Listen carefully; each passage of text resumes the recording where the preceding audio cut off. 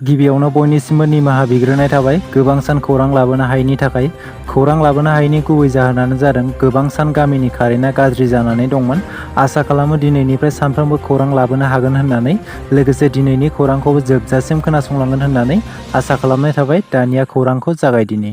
दिनैनि गिबि खौराङाव दं, रायजोआव उन्दै हिन्जावसा गथ'खौ जिनाहारि खालामनाय जाथाया खनले खनले जाफ्लेबाय थानायखौ नुनो मोनगासिनो।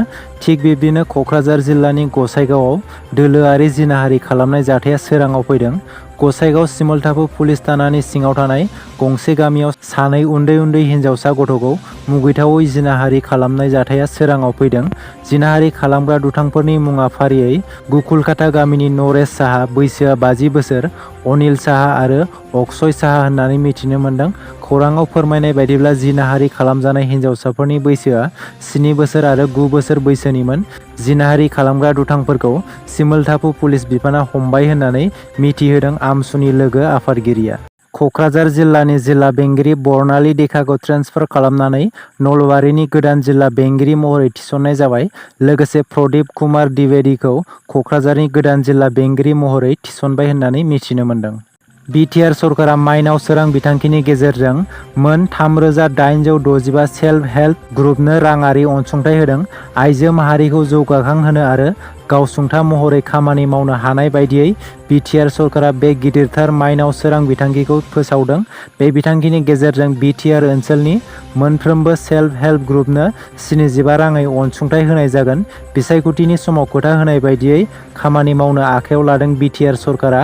मैया एबा 23 जुलाइ खालि बाक्सा जिल्लानि मसलपुर, अदालबारियाव BTR हालामनि मोन 3865 सेल्फ हेल्प ग्रुपफोरनो 25,000 राङै राङारि अनसुंथाइखौ राननानै होनाय जायो। बेनिनो गिबि खोन्दो हिसाबै 25,000 राङारि अनसुंथाइखौ होनाय जायो आरो आद्रा थानाय 50,000 रांखौ फैबाय थानाय समाव होनाय जागोन। बेनि अनगायैबो जायफोरनि सेल्फ हेल्प ग्रुपफोरा मैया एबा 23 जुलाइ खालि राननायाव थालांदों, बिथांमोननि ग्रुपनो फैबाय थानाय समाव फारि फारि होलांबाय थागोन होननानै BTRनि गाहाय मावफुं सोद्रोमा प्रमद बर' बिथाङा बुंथिनानै होदों। आसाम लेजिस्लेटिभ एसेमब्लिनि थाखाय गोदानै लुफुंनाय बिल्डिंखौ बेखेवनो फोसावबाय। फैगौ 30 जुलाइखालि आसाम लेजिस्लेटिभ एसेमब्लिनि थाखाय गोदानै लुफुंनाय बिल्डिंखौ बेखेवसिगोन होननानै फोसावबाय। मख'नो गोनांदि बे बेखेवनाय हाबाफारियाव लक सभानि बुंथिगिरि ओम बिरला बिथाङा बाहागो लागोन। लोगोसे आसामनि गिबि मन्थ्रि हिमन्त बिश्व शर्मा आरो मिरुनि मन्थ्रि सर्बानन्द सनवाल बिथाङाबो बे हाबाफारियाव बाहागो लागोन। गोजोनथाव खौरां, आसाम रेसलिं एस'सिएशनआ रेसलिं फेडारेशन अफ इन्डिया एबा WFI नि सोद्रोमा महरै गनायथि मोनबाय। मख'नो गोनांदि दानिया आसाम रेसलिं एस'सिएशनआबो इलेक्शन प्रसेस आरो इलेक्ट'रेल कलेजनि थाखाय सासे थान्दै थिसननो हासिगोन आरो बेजों लोगोसे आसाम रेसलिं एस'सिएशननि गोदान आफादगिरि महरै रातुल शर्मा, गाहाय नेहाथारि महरै गौरांगा रय आरो रां दोनथुमगिरि महरै अबिनाश दासखौ थिसननाय जासिगोन होननानै मिथिहोदों। रायजोनि गिबि मन्थ्रि हिमन्त बिश्व शर्मानि मोनसे गिदिर थांखि।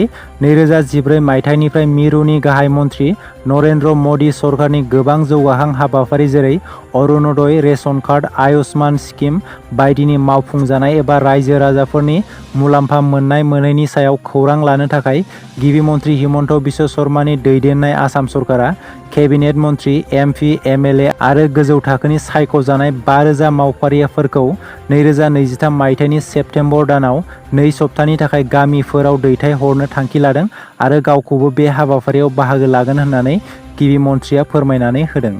रायजोआव फिन आरोबाव इनकाउन्टारनि जाथाय।